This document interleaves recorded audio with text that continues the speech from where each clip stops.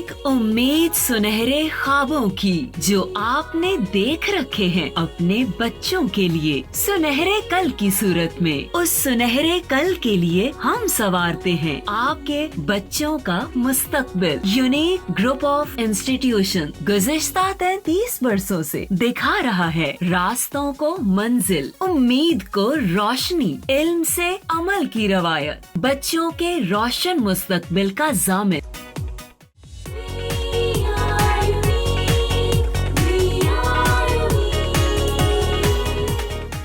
बिस्मिल्लाहिर्रहमानिर्रहीम। अस्सलाम वालेकुम स्टूडेंट्स, कैसे हैं आप लोग? आई होप सो कि आप खैरियत से होंगे। जी बेटा, लेक्चर नंबर 44 प्रीवियस लेक्चर जो है उसमें हमने पढ़ा वेजिटेटिव प्रोपेगेशन को, और आज लेक्चर नंबर 45 जो है इसमें हम बेटा पढ़ने जा रहे हैं आर्टिफिशियल वेजिटेटिव प्रोपेगेशन। हम बेसिकली हमारा जो टॉपिक चल रहा था रिप्रोडक्शन का, रिप्रोडक्शन जो है उसमें हमने एसेक्सुअल रिप्रोडक्शन को के कई एक मेथड्स पढ़े। पहले हमने प्रीवियस लेक्चर्स में binary fission, multiple fission, fragmentation, parthenogenesis, इस तरह के कई एक मेथड्स हमने पढ़े ऑफ एसेक्सुअल रिप्रोडक्शन। उनमें ही एक हमारे पास नेक्स्ट मेथड था प्लांट्स में वेजिटेटिव प्रोपेगेशन, जो है प्लांट्स में एसेक्सुअल रिप्रोडक्शन का method vegetative propagation. In previous lecture we have divided vegetative propagation into two types: natural vegetative propagation and artificial vegetative propagation. आज हम बेटा पढ़ने जा रहे हैं artificial vegetative propagation। तो artificial vegetative propagation जो है नाम से ही जाहिर है उसमें नेचुरली कुछ स्ट्रक्चर्स प्रोड्यूस हो रही थी इन नेचुरल वेजिटेटिव प्रोपेगेशन, जैसे कि बल्ब्स, कॉम्स, हमने राइजोम, स्टेम ट्यूबर्स, सकर्स और लीव्स की हमने बात की। तो आज बेटा हम इस लेक्चर में हम डिस्कस करने जा रहे हैं आर्टिफिशियल वेजिटेटिव प्रोपेगेशन। मैंने आज की पॉइंट्स जो हैं वो पहले ही एनलिस्ट कर दी हैं। आज के लेक्चर में हमने ये चंद एक चीज़ें डिस्कस करनी है। कटिंग्स को हम पहले जो है वो डिस्क्राइब करेंगे कि कटिंग्स जो हैं इनके ज़रिए से किस तरह से आर्टिफिशियली वेजिटेटिव प्रोपेगेशन जो है परफॉर्म करवाई जाती है। फिर ग्राफ्टिंग को हम डिस्कस करेंगे। देन हम इसके वेजिटेटिव प्रोपेगेशन के एडवांटेजेस और डिसएडवांटेजेस को हम डिस्कस करेंगे इन फ्यू मिनट्स। और एट द एंड जो है वो हम एक शॉर्ट टॉपिक है आपकी बुक में, उसको हम डिस्कस करेंगे टिश्यू कल्चर एंड क्लोनिंग। ये क्या चीज़ है? टिश्यू कल्चर और क्लोनिंग जो है ये भी एक मेथड है ऑफ एसेक्सुअल रिप्रोडक्शन। इसको किस तरह से यूज़ किया जाता है, ये आज का लेटेस्ट मेथड है of vegetative propagation of asexual reproduction. जी बेटा, हम डिस्कस करते हैं वन बाय वन इन्हीं की पॉइंट्स को। सो आज का बेटा टॉपिक है हमारा आर्टिफिशियल वेजिटेटिव प्रोपेगेशन, और ये हमारे पास आज के की पॉइंट्स। सो फर्स्ट हमारा की पॉइंट है कटिंग्स। तो आम तौर पे इसको उर्दू में हम बोलते हैं कलमकारी, कलम बनाना और उसको जो है वो शो करना, कलमकारी। तो कटिंग्स जो हैं ये क्या चीज़ है, ये कैसा मेथड है, इसमें क्या किया जाता है? कटिंग्स जो है ये बेटा तीन तरह की कटिंग्स हो सकती हैं, या हम बेसिकली दो तरह की कह सकते हैं। स्टेम और ब्रांचेस, ये एक ही तरह की होगी, स्टेम एंड शूट्स, या simply we can say shoots. और दूसरी कटिंग जो है वो रूट्स के ज़रिए से। तो कटिंग्स जो है बेटा दो तरह से परफॉर्म की जाती हैं। कटिंग में एक्चुअली किया क्या जाता है, ये वेजिटेटिव प्रोपेगेशन का आर्टिफिशियल मेथड है, जिसमें जो है कि किसी प्लांट का जो है, किसी प्लांट की शूट से उसका एक कटिंग ली जाती है फ्यू सेंटीमीटर लॉन्ग जो है, और इसको जो है वो सो कर दिया जाता है। इसको सो किया जाता है तो किसी प्रॉपर जगह पे जब इसको सो किया जाता है अंडरग्राउंड लेट्स से, तो इससे कई एक जो हैं वो प्लांटलेट्स डेवलप होते हैं, कई एक प्लांटलेट्स डेवलप होते हैं। उसकी रीज़न क्या है? क्योंकि जितनी ज़्यादा बर्ड्स मौजूद होंगी, ये जितनी ज़्यादा बेटा बर्ड्स मौजूद होंगी उतने ज़्यादा जो है वो प्लांट्स प्रोड्यूस होंगे। तो इनमें से हर एक से जो है वो नया प्लांट ग्रो करेगा।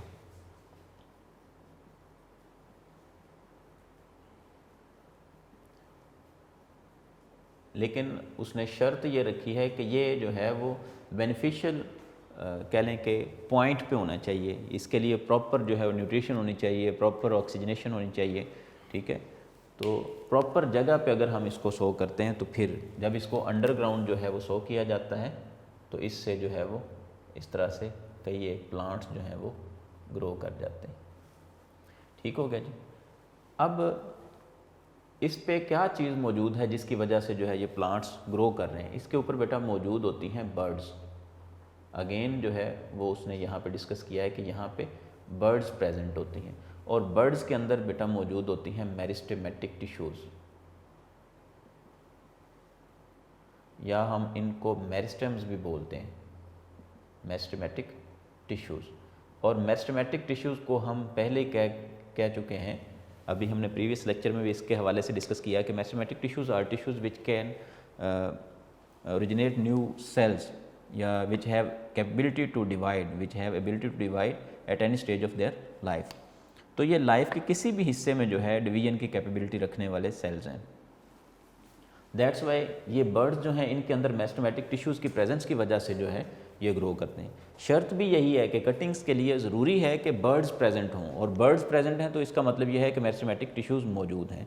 सो ऐसे पार्ट को सिलेक्ट किया जाता है जहाँ पे बर्ड्स जो हैं वो मैक्सिमम हों।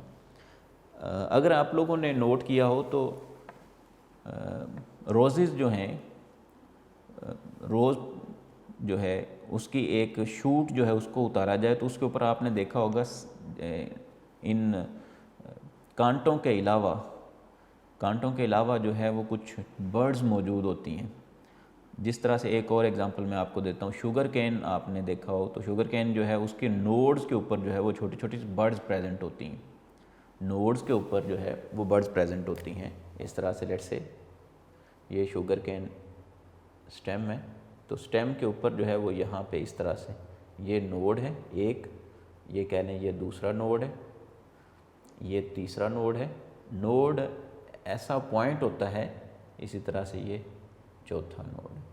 तो नोड ऐसा पॉइंट होता है बेटा जहाँ से कई एक डिफरेंट स्ट्रक्चर जो है ओरिजिनेट होती है। लेट्स से इससे इस तरह से लीव्स जो हैं वो इस तरह से ओरिजिनेट होते हैं।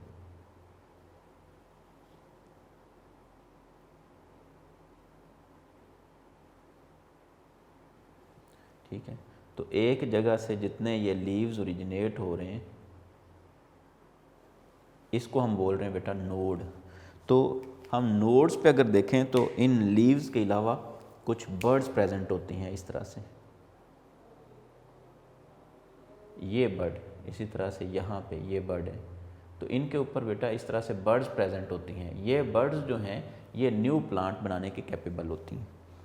ठीक है जी। तो यहाँ पे वो ये कह रहा है कि कटिंग्स में ख़ास तौर पे हम ऐसा प्लांट पार्ट जो है उसको सिलेक्ट करते हैं जिसमें बर्ड्स जो हैं वो मौजूद हों। जितनी ज़्यादा बर्ड्स होंगी उतने ज़्यादा प्लांट्स जो हैं वो ओरिजिनेट होंगे। अच्छा, नेक्स्ट हम बात करते हैं बेटा कि फिर मैंने कहा कि कटिंग्स जो हैं ये दो तरह से ली जाती हैं, कुछ शूट्स और कुछ जो हैं वो रूट्स। अभी तक जो हमने दो एग्जांपल्स ली हैं, एक हमने बात की है रोज़ की और दूसरी हमने बात की है शुगर केन की। तो ये दोनों जो हैं ये किससे हमने जो है वो कटिंग्स ली हैं? स्टेम से। तो ये हमने बात की अभी तक स्टेम कटिंग्स की। सो आर्टिफिशियल वेजिटेटिव प्रोपेगेशन जो है उसको परफॉर्म करवाया जा सकता है बाय टेकिंग स्टेम कटिंग्स। तो स्टेम कटिंग्स में एग्जांपल्स हैं हमारे पास। फॉर एग्जांपल रोजेज़ हैं, इसी तरह से उसने ग्रेप्स वाइन कहा है, और फिर इसी तरह से उसने एग्जांपल दी है शुगर केन की, एट्सेट्रा एट्सेट्रा। अब हम आ जाते हैं रूट कटिंग्स की तरफ।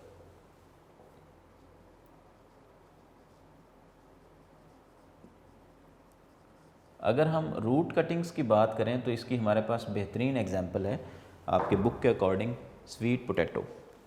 स्वीट पोटैटो जो है उसकी स्वीट पोटैटो जो है वो रूट है, एक टैप रूट है, उसके अंदर जो है वो फूड स्टोर है।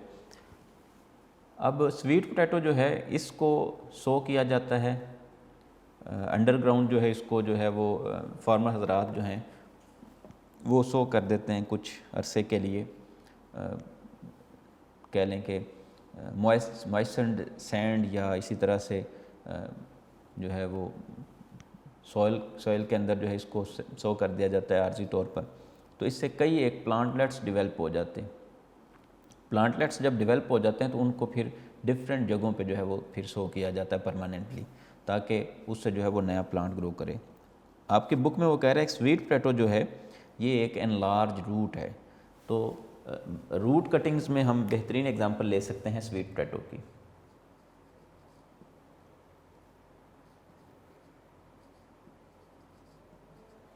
तो स्वीट पोटैटो जो है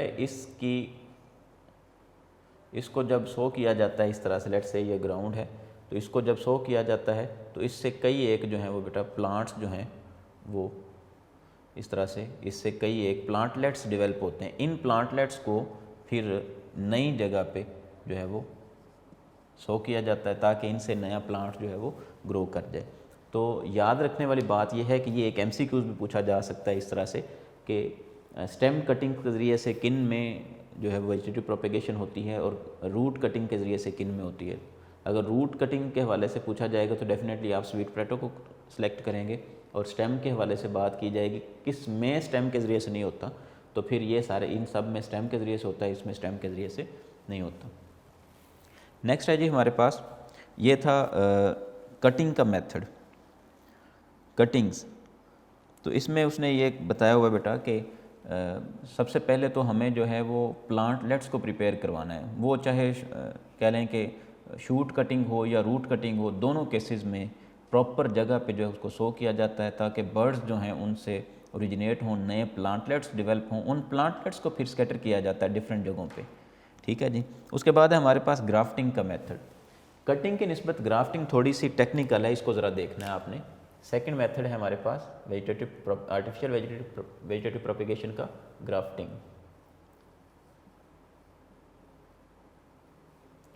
ग्राफ्टिंग में क्या किया जाता है, ग्राफ्टिंग में इसमें हमने देखा कि किसी भी प्लांट जो है उसका रूट का या शूट का यानी कि एक प्लांट का पार्ट लिया जाता है, लेकिन इसमें हमें 2 प्लांट्स रिक्वायर्ड होंगे। इसमें ग्राफ्टिंग में 2 प्लांट्स रिक्वायर्ड होंगे। जैसे आपकी बुक में उसने डायग्राम बनाई है, उसी डायग्राम से हम जो है वो बात स्टार्ट करेंगे। इसमें 2 प्लांट्स चाहिए, ए और बी। ए प्लांट जो है, ए प्लांट से हम लेंगे कटिंग, ए प्लांट से हमने कटिंग लेनी है और इस कटिंग को जो है ग्राफ्ट करना है विद बी प्लांट। और बी प्लांट जो है हमें बी प्लांट का चाहिए वेस्कुलर सिस्टम,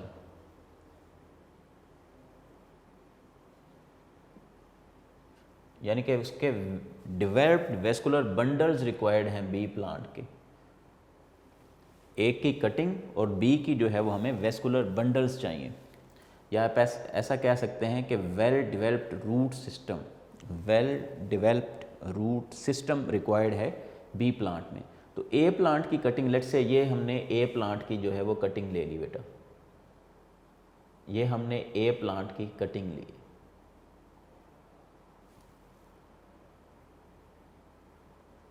ठीक है जी। तो ए प्लांट की कटिंग हमने कुछ इस तरह से प्रिपेयर की है। बी प्लांट जो होगा, बी प्लांट को इस तरह से हम जो है वो कट लगाएंगे। ये हमारे पास बी प्लांट है, हम इस तरह का कट लगाएंगे बी प्लांट में ताकि ये इसमें जो है वो एडजस्ट हो जाए। ये हमारे पास बी प्लांट है। तो ए प्लांट और बी प्लांट, ये ए प्लांट है और नीचे वाला जो है वो बी प्लांट है। तो हमने ए प्लांट की कटिंग ली है, इसको हमने ग्राफ्ट किया है बी प्लांट के साथ, एक दूसरे के साथ इस तरह से अटैच किया हुआ है। अब अगर हम बी प्लांट को देखें तो मैं यहाँ पे बेटा आपको पता है वेस्कुलर बंडल्स जो हैं उसमें 2 चीज़ें मेनली मौजूद होती हैं, जाइलम और फ्लोएम।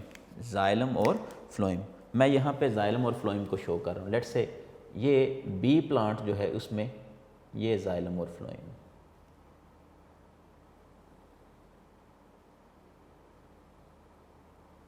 ये जाइलम और फ्लोएम जो है, यानी कि ये वेस्कुलर बंडल है। अब ये वेस्कुलर बंडल जब बेटा इस तरह से अटैच हो जाएं, जब ये इस तरह से अटैच हो जाएं with vascular bundles of B plant, अब ये देखें दोनों जब एक दूसरे के साथ कनेक्ट हो जाएंगे तो ऊपर वाला प्लांट जो है उसकी ग्रोथ होना शुरू हो जाएगी। फिर से बात रिपीट करते हैं कि हमने कटिंग तो किसी ए प्लांट से ली है और उसको हमने जो है वो बाइंड कर दिया है विद बी प्लांट। तो बी प्लांट का ये जो रूट सिस्टम है, असल में मकसद हमारा ये है कि रूट सिस्टम जो है ऑफ बी प्लांट, इसको कनेक्ट किया जाए with root system of A plant. अब इसके अंदर ये वेस्कुलर बंडल्स हैं, जब vascular bundles of B plant well developed root system वाले प्लांट के साथ जब अटैच हो जाए तो फिर जो है इसकी ग्रोथ जो है वो स्टार्ट हो जाएगी और इससे न्यू लीव्स जो है, न्यू शूट्स वगैरह जो है वो ओरिजिनेट होना शुरू हो जाएंगी।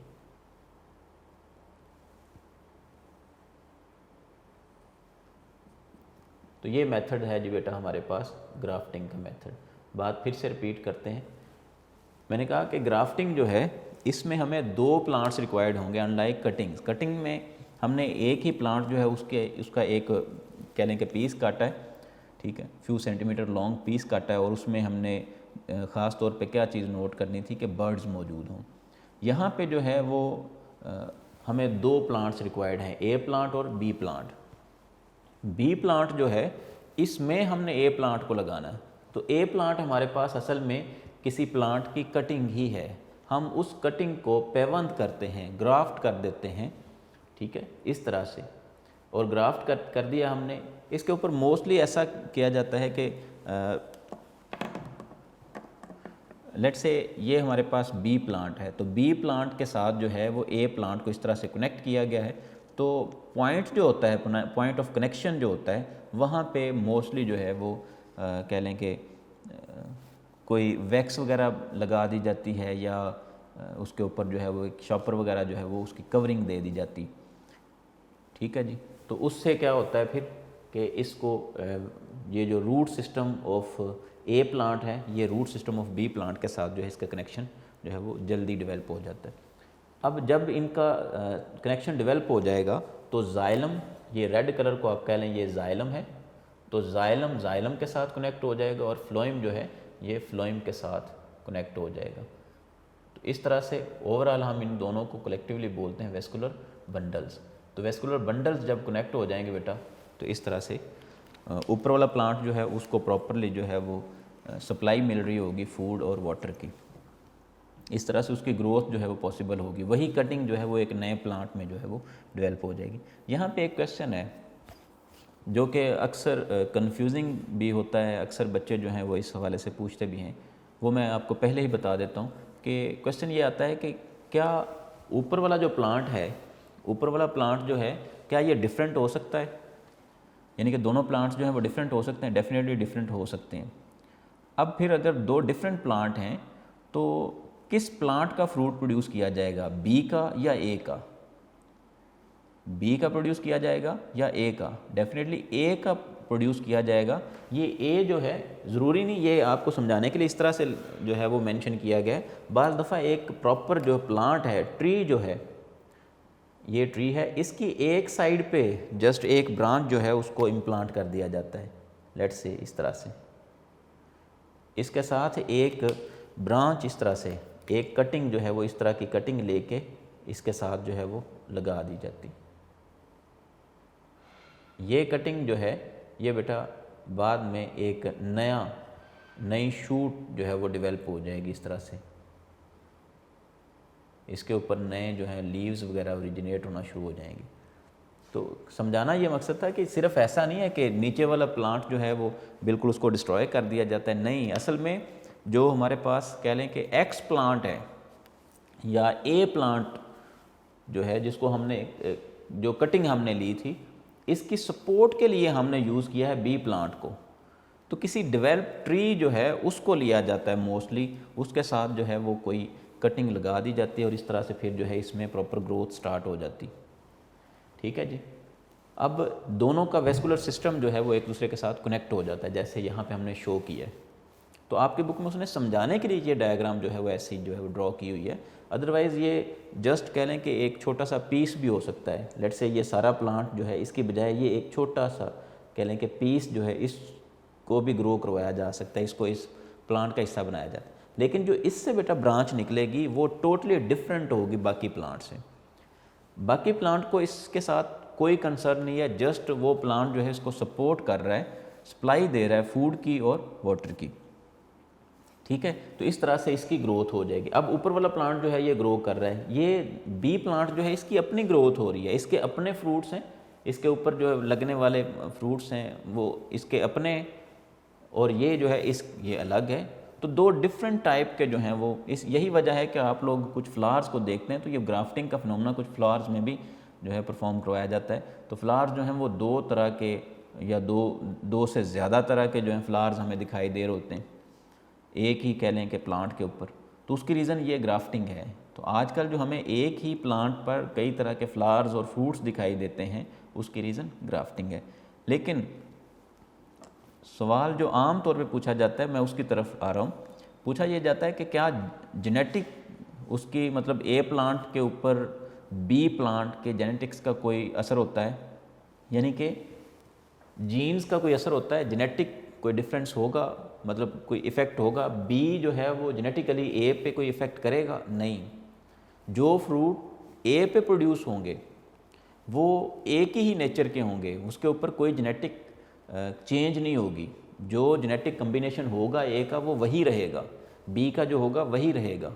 जस्ट एक चीज़ की सपोर्ट मिल रही है, वो सप्लाई की, फूड और वाटर सप्लाई की। नेक्स्ट बेटा चलते हैं, ये दो चीज़ें आज की हमारी हो गई, एक कटिंग और दूसरी हमने ग्राफ्टिंग की बात की। ग्राफ्टिंग के मेथड से जो है वो कई एक ट्रीज़ और कई एक जो हैं स्मॉल प्लांट्स जो हैं उनको ग्रो करवाया जाता है। चंद एक एग्जांपल्स आपकी बुक में उसने दी हुई हैं। ग्राफ्टिंग के ज़रिए से जो है वो रोज़ेज़ हैं, पीच ट्रीज़ हैं, प्लम ट्रीज़ हैं और ग्रेप्स वगैरह जो हैं इनको ग्रो करवाया जाता है by the process of grafting. उसके बाद आते हैं बेटा नेक्स्ट एडवांटेजेस की तरफ। ये मैंने स्टार से शो किया हुआ है। अभी तक हमने डिस्कस किया है कटिंग्स को, ग्राफ्टिंग को, और अब हम चलते हैं एडवांटेजेस की तरफ और डिसएडवांटेजेस की तरफ। सो पहले मैं डिस्कस कर रहा हूँ यहाँ पे advantages of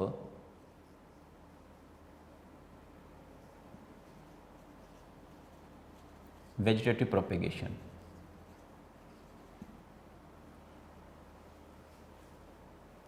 advantages of vegetative propagation.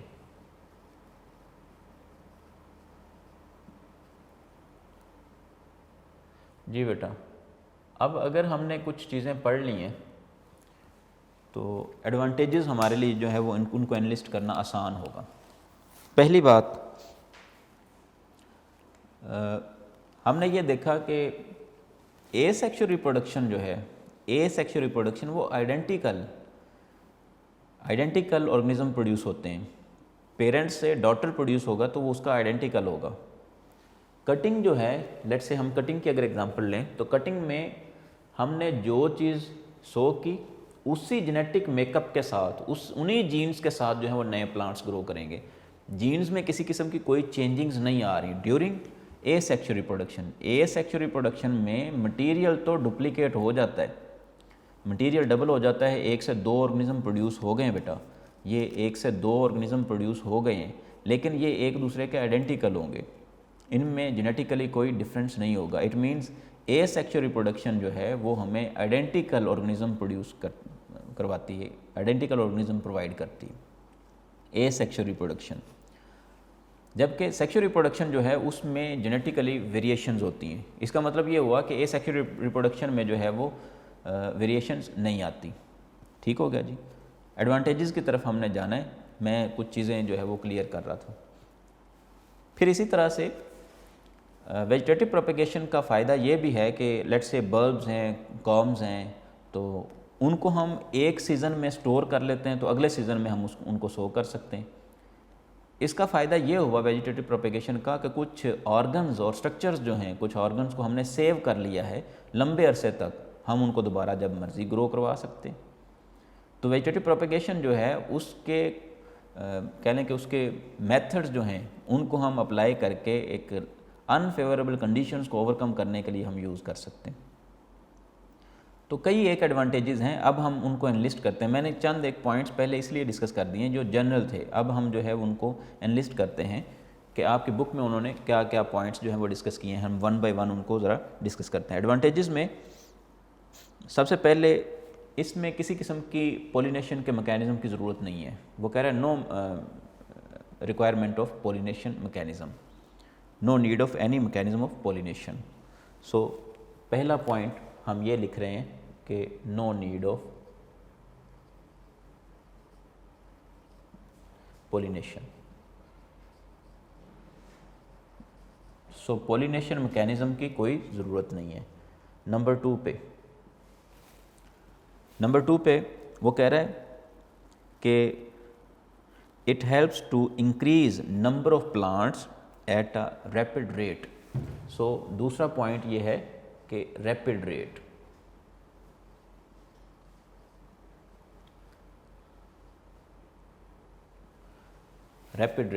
फिर वो कह रहा है the organs of this method enables many plants to pass over unfavourable conditions. हम कह सकते हैं बेटा organs are used to overcome unfavorable conditions,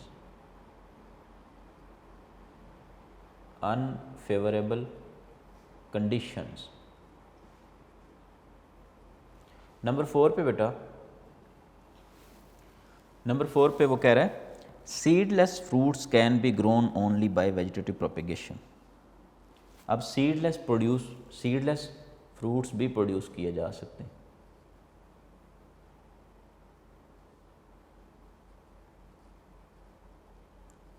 seedless fruits जो हैं इनको प्रोड्यूस किया जाता है बाय वेजिटेटिव प्रोपेगेशन। नंबर 5 पे, अब लेट्स से हमें कोई कह लें कि कोई टेस्ट अच्छा लगा है या हमें जेनेटिक मेकअप किसी प्लांट का अच्छा लगा है, तो हम चाहते हैं कि इसको प्रिजर्व कर लिया जाए, इसको सेव कर लिया जाए। तो वो भी चूँकि आइडेंटिकल प्लांट्स प्रोड्यूस किए जाते हैं बाय वेजिटेटिव प्रोपेगेशन, तो फिर एक हमारे पास कह लें कि बड़ी एक क्रॉप जो है वो हमारे पास सेम प्लांट्स की हो सकती है जो हमारे लिए बेनिफिशियल है। तो यहाँ पे वो कह रहा है the offsprings produced are genetically identical, therefore beneficial characters can be preserved. So हम ये कह सकते हैं कि beneficial characters can be preserved.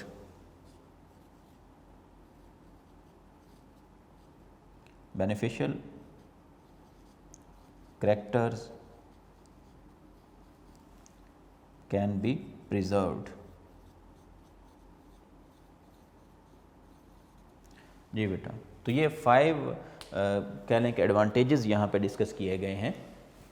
फिर से रिपीट करते हैं कि यहाँ पे किसी किस्म के पॉलिनेशन के मैकेनिज्म की ज़रूरत नहीं है। ये प्रोडक्शन जो होती है एट रैपिड रेट होती है।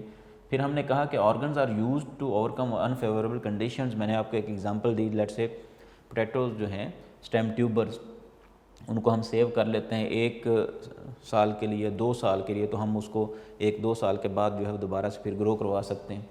तो फेवरेबल कंडीशन जब हों, उसके बाद है सीडलेस फ्रूट्स प्रोड्यूस किए जा सकते हैं, और उसके बाद बेनिफिशियल करैक्टर्स जो हैं दे कैन बी प्रिजर्व्ड। अब हमें कोई एक करैक्टर अच्छा लगा है तो हम उसको जो है वो सेव कर सकते हैं।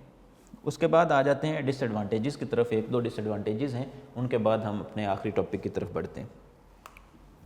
जी, डिसएडवांटेजेस।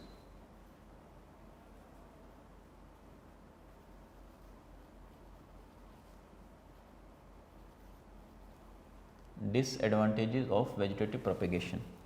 अब वेजिटेटिव प्रोपेगेशन जो है उसका नुकसान क्या है? नंबर 1 पे अभी हमने कहा कि जेनेटिक वेरिएशंस नहीं होती, जेनेटिक वेरिएशंस नहीं है। तो आपके बुक में भी वो यही कह रहा है, the plants do not have genetic variations. Number 1 पे no genetic variations.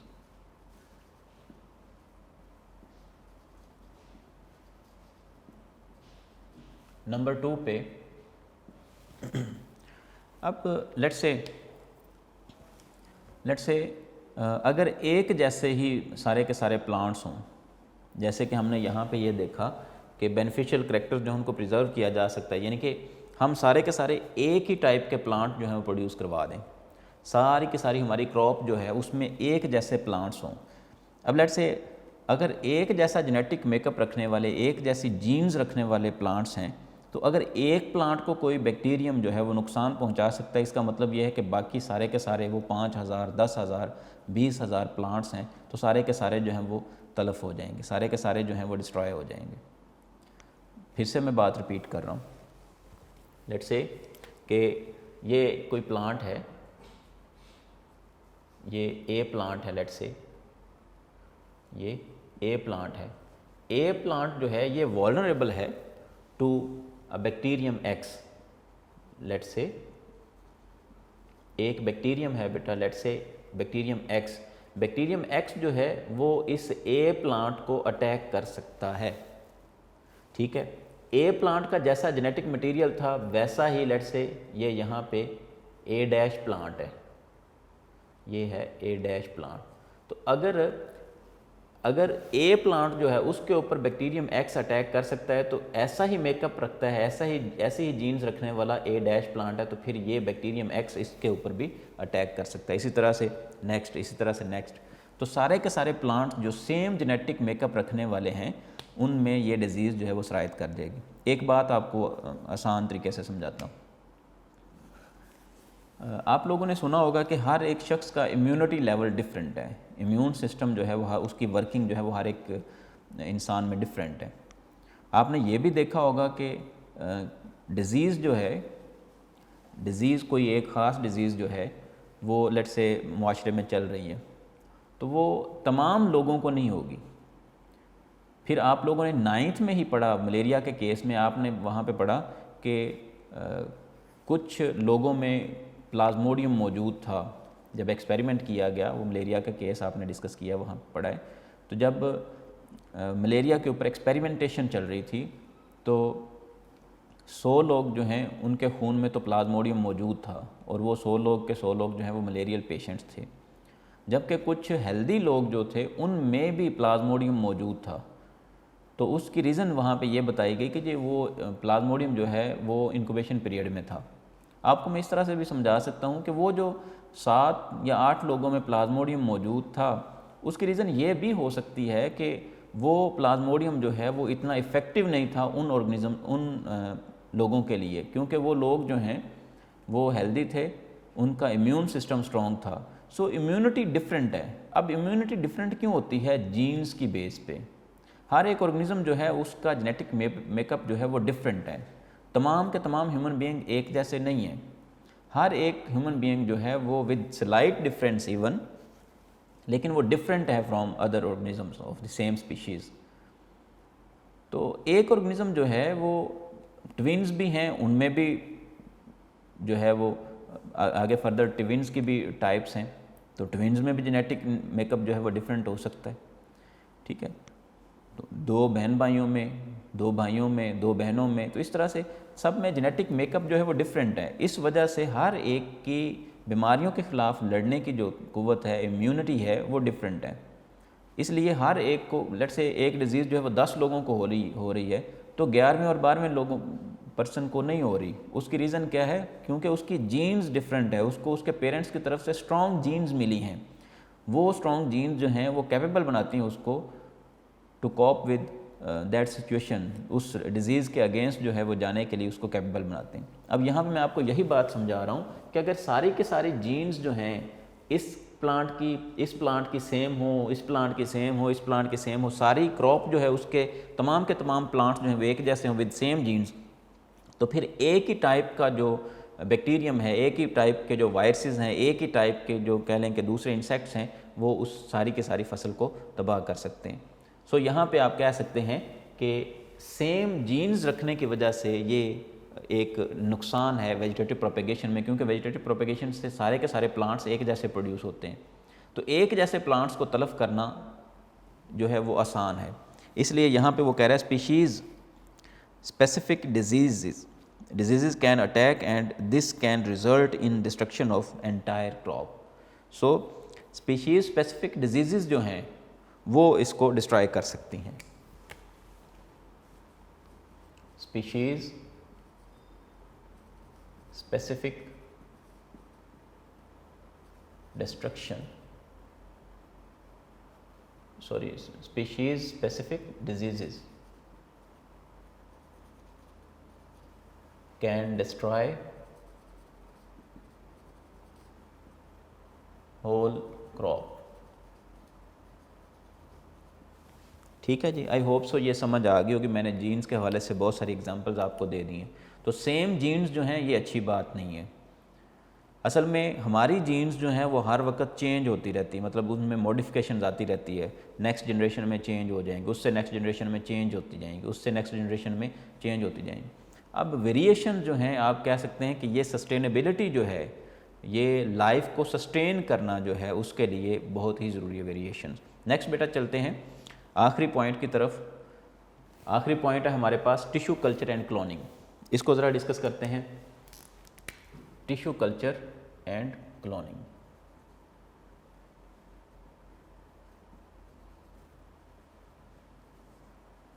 Tissue culturing and cloning,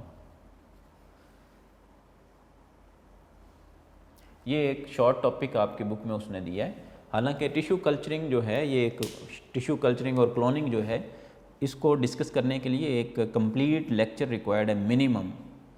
तो क्लोनिंग क्या चीज़ है, टिश्यू कल्चरिंग क्या चीज़ है, इसको जैसे आपकी बुक में उसने शॉर्टली डिस्कस किया हम भी उसको उसी तरह से डिस्कस करेंगे। अलबत्ता क्लोनिंग और टिश्यू कल्चरिंग पे डिस्कशन जो है वो कई लेक्चर्स जो हैं इसके लिए रिक्वायर्ड होंगे। बहरहाल हम इसको ज़रा शॉर्टली डिस्कस करते हैं जिस तरह से आपकी बुक में उसने डिस्कस किया है। वो कह रहा है कि क्लोनिंग एक मेथड है, क्लोनिंग एक मेथड है according to your book, method of asexual reproduction.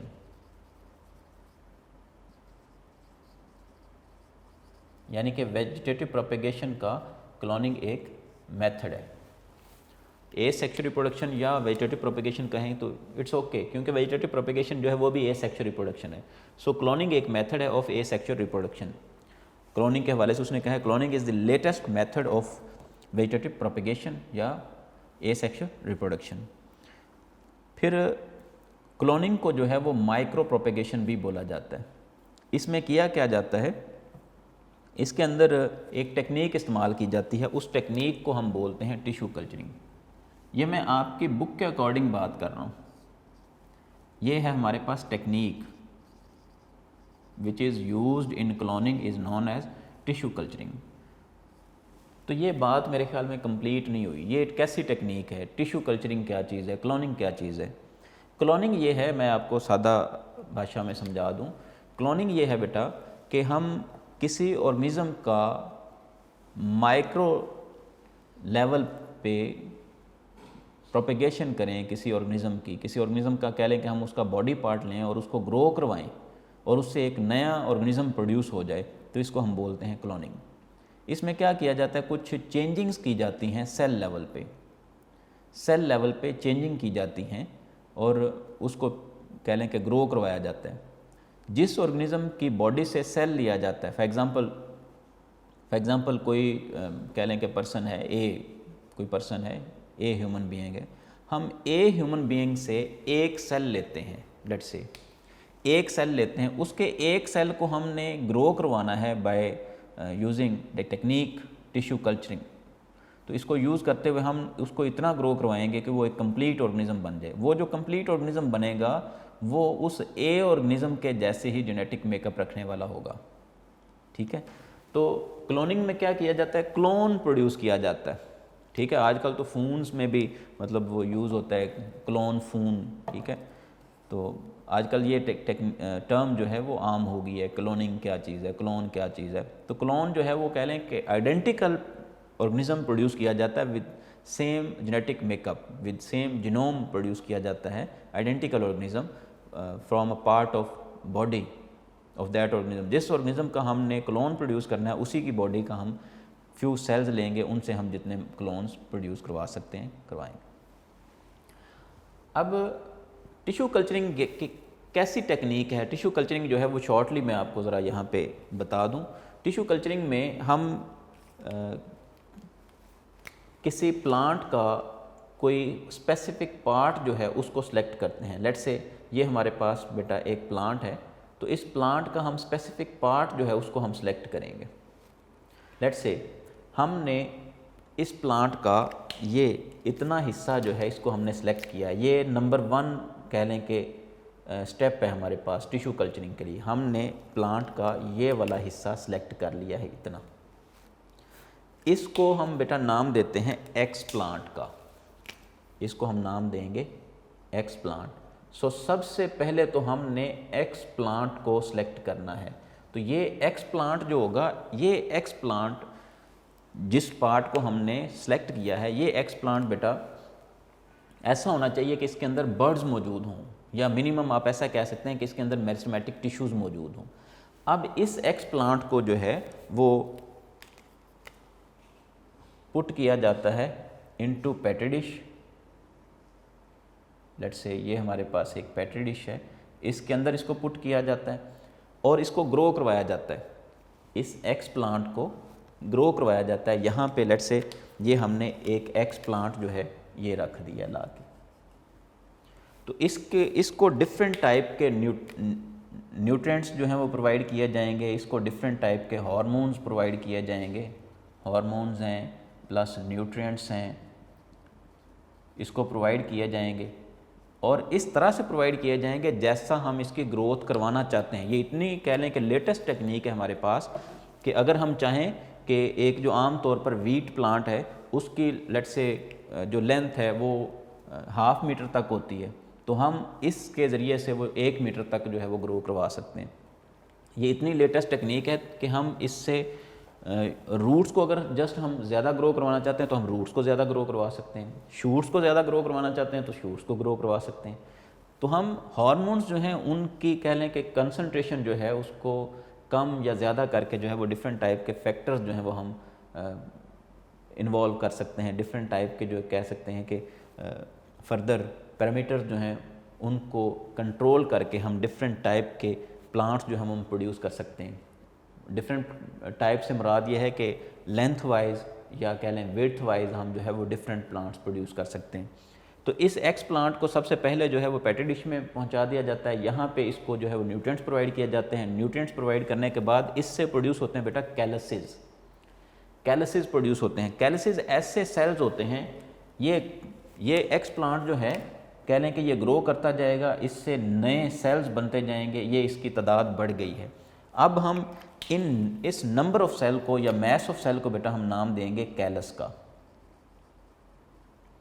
तो ये जो कैलस हैं, इन कैलसेस को फिर हम मॉडिफाई करते हैं, फर्दर हार्मोन्स वगैरह देते हैं, न्यूट्रिएंट्स देते हैं। ये कैलसेस जो हैं फिर कह लें कि डिफरेंट टाइप के स्ट्रक्चर्स बनाते हैं, कुछ लीव्स बनाएंगे, कुछ रूट्स बनाएंगे, कुछ शूट बनाएंगे, एट्सेट्रा एट्सेट्रा। अब हम जैसा चाहेंगे, मतलब जितना कह लें हाइटेड प्लांट हम चाहते हैं उस तरह का हम प्लांट इस टेक्निक से प्रोड्यूस करवा सकते हैं। तो कुछ बातें आपकी बुक से जो उसने की हैं हम उनकी बात करते हैं। वो कह रहा है सबसे पहले तो टिश्यूज़ कल्चरिंग में क्या किया जाता है, tissues are taken from any part of plant and are put in the suitable nutrient medium. The tissue cells start mitosis and produce masses of cells called calyces which are transferred to other medium containing different hormones। तो कैलसिस के बाद इनको फिर next और petri dishes में इनको जो है वो इम्प्लांट कर दिया जाता है, पहुंचा दिया जाता है। वहाँ पे क्या होता है, वो कह रहा है calluses grow into new small plants which are then planted in pots and then in fields.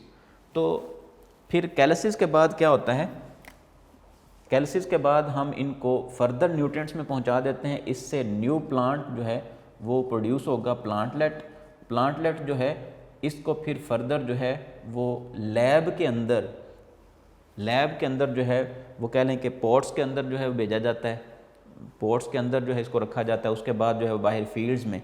तो ये जो प्रोसेस है इसको हम बोलते हैं एक्लिमेटाइजेशन, यानी कि सिखाया जाता है प्लांट को कि उसने एनवायरनमेंट में किस तरह से रहना है।